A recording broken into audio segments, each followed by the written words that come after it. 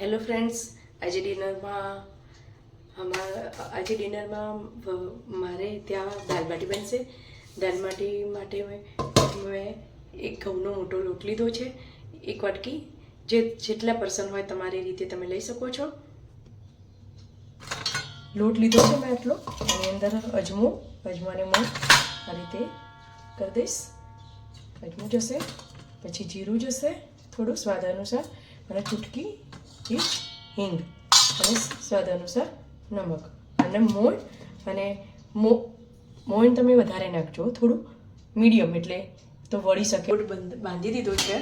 પછી આ રીતે હું એને એ કરી અને આવી મલ્ટી કઢાઈની અંદર સરસ રીતે એને સ્ટીમ કરી દેવાની. સરસ રીતે સ્ટીમ થઈ ગયા છે, દેખો સરસ. અને એને પછી આપણે ઠંડા થવા દઈશું. એક હું કાઢી દઈશ. તમે જુઓ છો બાટી બહુ મસ્ત ચડી ગઈ છે. દેખો, આટલી બાટી મેં મારા 8 ઘરના મેમ્બર છે, 8 પર્સનને એના માટે કરી છે.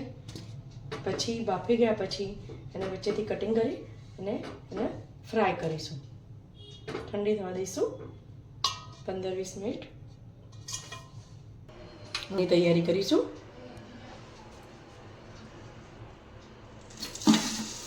એક વાટકી તુવરની દાળ, એને ધોઈને સરસ રીતે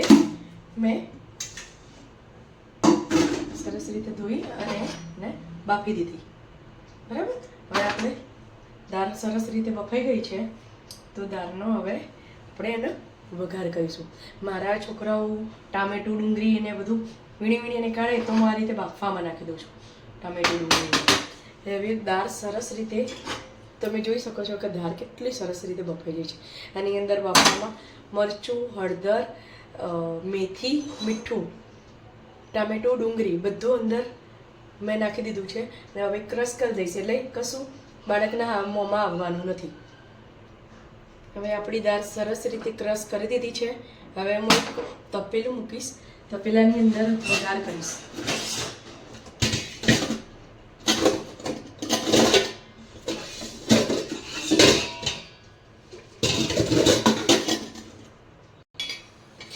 તપેલાની અંદર વઘાર મૂકી દઈશું. થોડું આની અંદર તેલ સરખું વધારે સારું પ્રમાણમાં જોશે. હું મોટી 2 પરી તેલ નાખું છું. આની અંદર જીરું,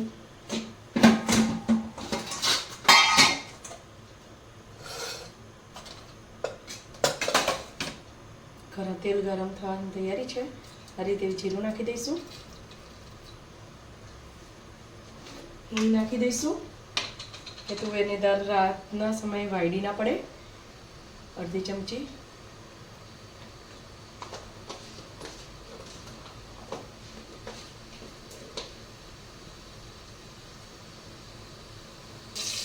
વઘારની અંદર જીરાની અંદર સરસ રીતે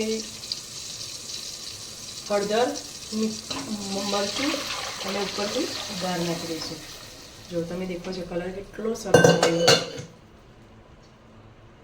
હવે વઘારે વખતે હું બરી ના જાય એટલા માટે હું બંધ કરી દઉં છું ગેસ. હવે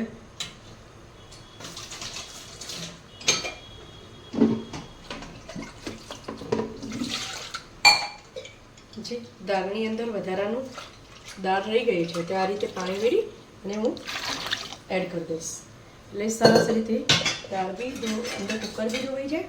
અંદર દાળ થોડી વધારે ઘાટી છે, તો એને થોડી પતલી કરીશ. દેખો જાટી. પહેલાં મેં આંબલીને પલાળી દીધી છે સરસ રીતે. તમે જોઈ શકો છો આંબલી પલળી ગઈ છે. હવે હું એને આ રીતે ગરમ છે એટલે થોડી આમ નરમ થઈ ગઈ છે, તો એને એના પાણીને થોડી અંદર આંબલીને એ કરી દઈશ. સરખી રીતે મિક્સ કરી દઈ પાણીની સાથે. એટલે આંબલી સરસ રીતે અંદર એનો કસ બધો આવી જાય. પછી તમે ગાળીને આંબલીનું પાણી લઈ શકો છો. આ રીતે કોઈ ગળણી હોય એનાથી સ્ટેન્ડરની મદદથી ગાળી દીધી. જો આંબલીને સરસ રીતે આ રીતે પૂરો કસ લઈ લેવાનો. સરસ થઈ ગઈ છે આંબલી. હવે આપણે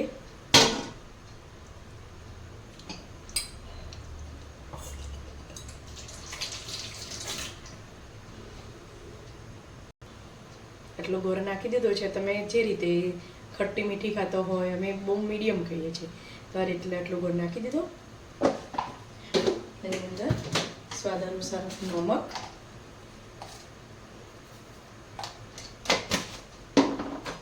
ધાણા જીરું,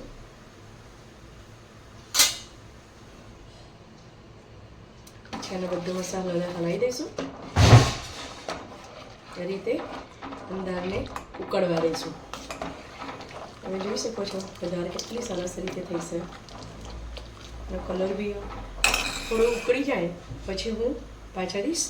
દાલ બાટીમાં સંભાર મસાલો નાખું છું, જે તમને ટેસ્ટ ભાવે. ગરમ મસાલો બી નાખી શકો, સંભાર મસાલો બી નાખી શકો. તો દાળ ઉકળે ત્યાં સુધી આપણે બાટીની તૈયારી કરી સાઈડમાં બાટીની તૈયારી કરી દઈશું. તેલ મૂકી દઈશું.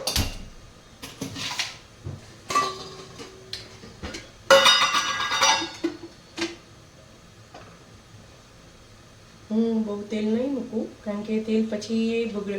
તરેલું તેલ બહુ યુઝફુલ ના કરે તો હેલ્થ માટે સારું છે.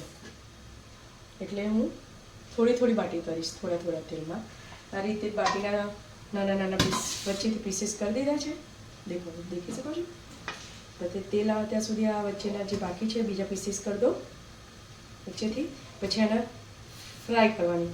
એટલી ક્રિસ્પી થશે અને મજા બી આવશે. જેના ઘરમાં, આપણા ઘરમાં બાટીનું જે કુકર ના હોઈ શકે તો આ રીતે બી કરી શકાય છે.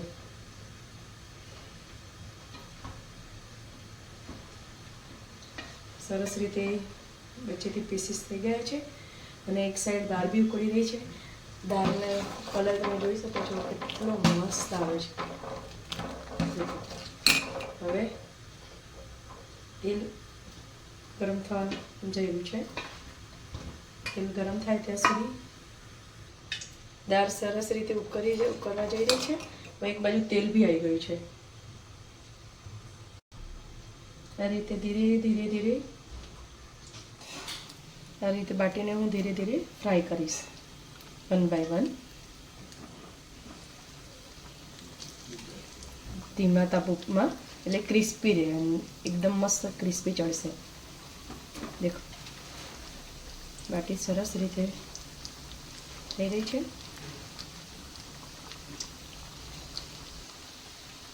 બાટી સરસ રીતે ધીમા તાપે ફ્રાય ધીરે ધીરે દેખાય ને, સરસ રીતે હલાવતું જવાનું. વચ્ચે સ્પેસ બી થાય અને સરસ રીતે ચડી જાય. અને ક્રિસ્પી તો બધાને ભાવે જ, નાના બચ્ચાઓને મોટાઓને બધાને ભાવે. તમે જોઈ શકો છો ઇડલી ફ્રાય સરસ રીતે થઈ ગઈ છે. દેખો સરસ એકદમ રેડ, ક્રિસ્પી એન્ડ ક્રન્ચી રીતે હું બીજી જે ઇડલી બચી છે એ બી ફ્રાય કરી દઈશ. તમે જુઓ છો મારા પરથી આમાં તેલ નીતરી રહે એટલે હું એની સાથે બીજા હાથથી બીજી ઇડલી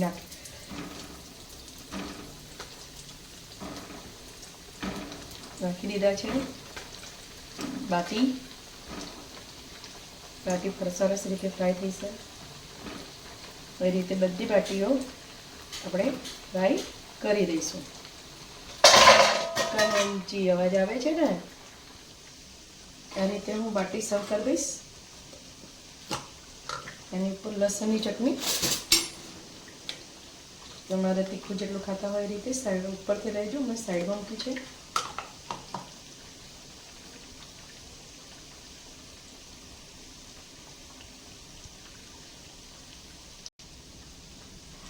આ રીતે ભાગી દઈશું.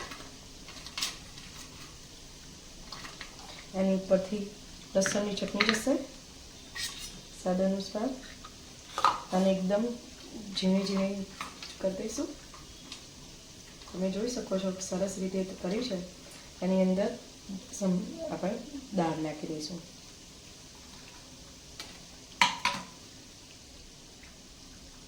ઘી, કારણ કે લોટ હોય મોટો એટલે તમને પેટમાં કૂચે નહીં દુખે નહીં રાત્રે, એટલે ઉપરથી ઘી જશે અને બધી સરસ રીતે હલાવી દઈશું આપણે.